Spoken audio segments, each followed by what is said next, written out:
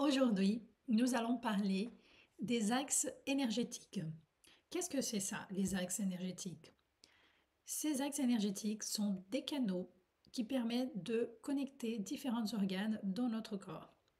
Et nous, pour l'univers du féminin, aujourd'hui, je vais parler des 3 axes super importants pour la santé de notre corps et que pour que vous ayez conscience si peut-être ces axes-là, ils peuvent être bloqués ou pas dans ta vie. Le premier axe que nous devons avoir conscience, c'est une ligne qui nous traçons entre notre cœur, notre utérus et notre vagin. Tous les contenus émotionnels, sentimentaux qui ont vie et qui traversent notre cœur, soit les joies qu'on a vécues, l'amour qu'on partage, les expériences difficiles, les traumatismes, les blessures émotionnelles, la tristesse, tout ça, ça va traverser cet axe et être allogé dans notre utérus.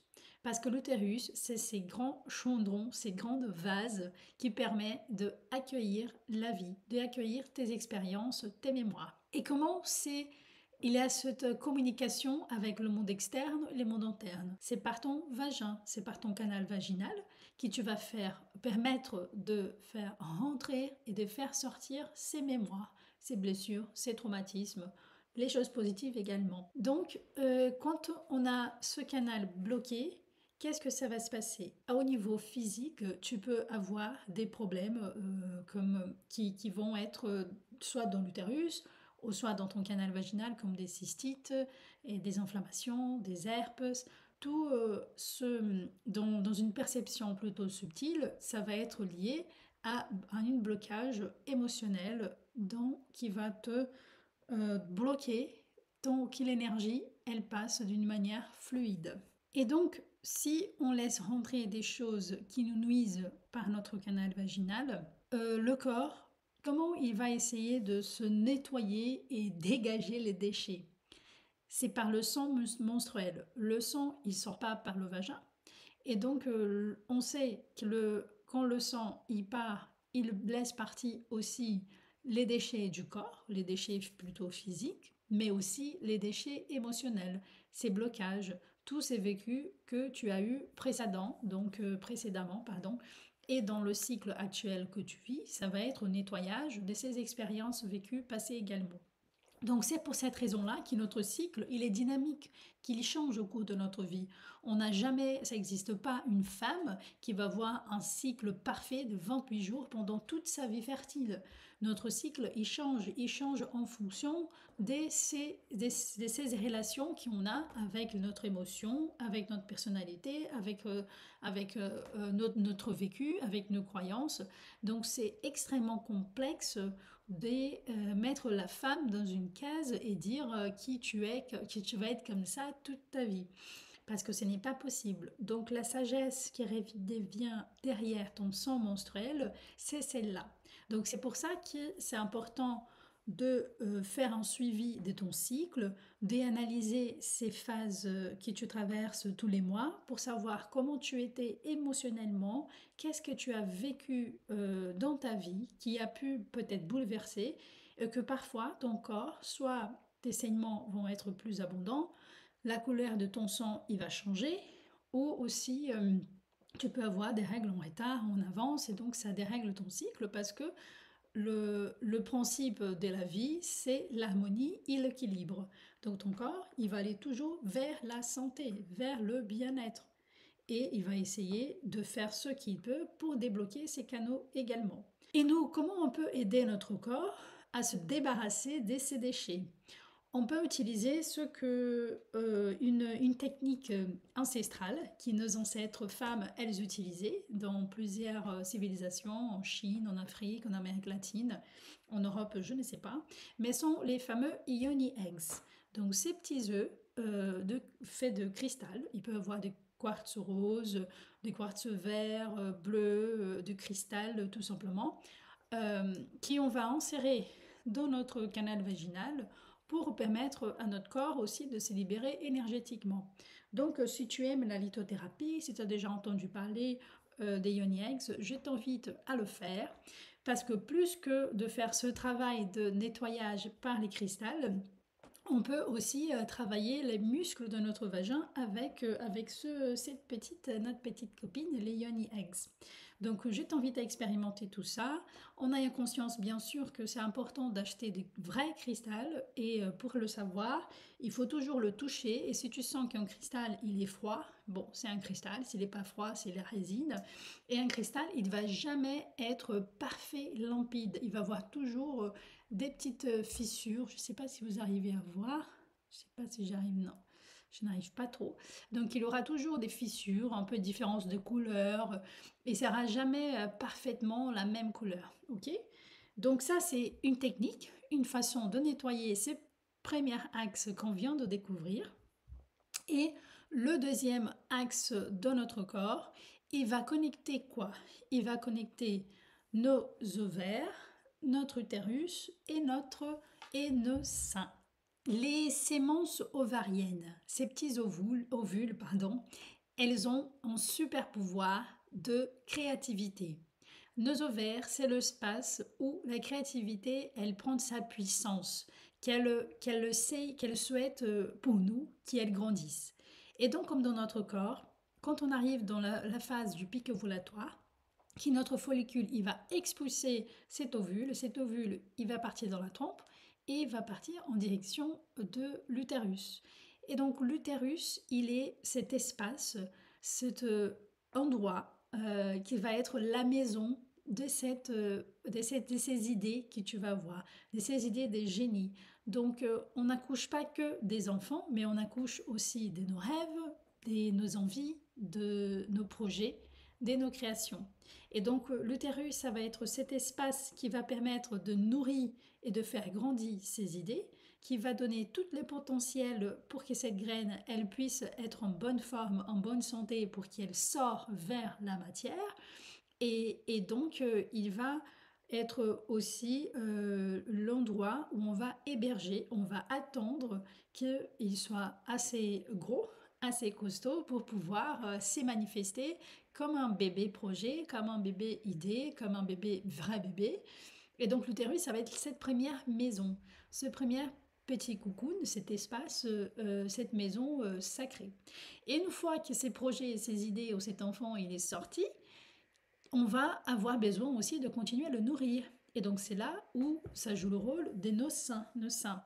Donc notre sein de femme, même si en forme il y a plusieurs femmes qui l'ont pas, mais bien sûr qu'on a des glandes mammaires et qu'on donne le lait de la vie. Et donc qu'est-ce qu'on est en train de faire avec ces idées, avec ces projets une fois qu'ils sont sortis, une fois qu'ils sont manifestés? Est-ce qu'on les nourrit correctement? Est-ce qu'avec nos pensées, nos envies, on est capable aussi de le nourrir? Donc l'énergie de nos ovaires, elle va être plutôt une énergie masculine, une énergie yang, une énergie de feu, de force, de direction, où il a tout le potentiel créatif qui a besoin d'aller vers le féminin, qui va l'accueillir, qui va le recevoir, qui va être cette énergie de réceptivité, qui c'est l'utérus, qui est plutôt dans une énergie féminine. Donc, si tu as cet axe-là qui est bloqué, qu'est-ce que ça peut se passer au niveau physique? Tu peux avoir, il y a des femmes qui peuvent avoir des kystes dans les ovaires, des myomes, qui vont aussi peut-être bloquer ces canaux et peut générer aussi de kystes mammaires. Et qu'est-ce qui se passe en fait? C'est comme si la perception que la femme elle a d'elle-même, c'est une perception qu'elle n'est pas capable, qu'elle est insuffisamment faible, on va dire, pour soutenir, pour nourrir ses projets. Elle a peur en fait de donner suite à ses créations. Elle sent que c'est trop dur, qu'il y a une sorte de manque de confiance en soi aussi. Ses croyances limitantes, elles vont confirmer tout cela et donc, de petit à petit, elle va commencer à bloquer ces canaux-là, ces taxes-là, parce qu'elle va ne pas réussir à attendre que ce bébé il grandisse. Parce qu'elle y croit qu'elle n'est pas capable de les nourrir. Donc c'est important de se libérer de ces croyances, de ne pas être capable d'être insuffisamment forte cette manque de confiance en toi, cette manque d'y croire que tu es incapable de nourrir tes créations, de petit à petit, c'est important de casser ces croyances pour permettre que cette fluidité, que cette énergie de créativité, elle traverse ton corps. Donc le suivi de ton cycle, c'est important de détecter cette phase-là où ton ovule il est en plan de création, qu'il est prêt à, à accueillir la vie et comment tu vas pouvoir exprimer tout ça et savoir que tu peux, oui, tu peux les nourrir et le donner suite à cette vie. Donc, euh, donc ça, c'est le deuxième axe énergétique. Et on va partir au troisième axe, qu'on parle de l'axe qui va lier ta glande pinéale à ton clitoris. Donc cet axe, il est très important. Il y a un peu des tabous derrière le clitoris et aussi la glande pinéale parce qu'on ne sait pas exactement à quoi ça sert. Mais dans une lecture exotérique de la glande pinéale, cette glande qui se situe dans notre cerveau, elle nous permet en fait de nous reconnecter au monde subtil. C'est comme si elle est une pouce 5G qui va, qui va être plus alignée, connectée à cet univers, à ce monde qui les yeux humains, on n'arrive pas à voir.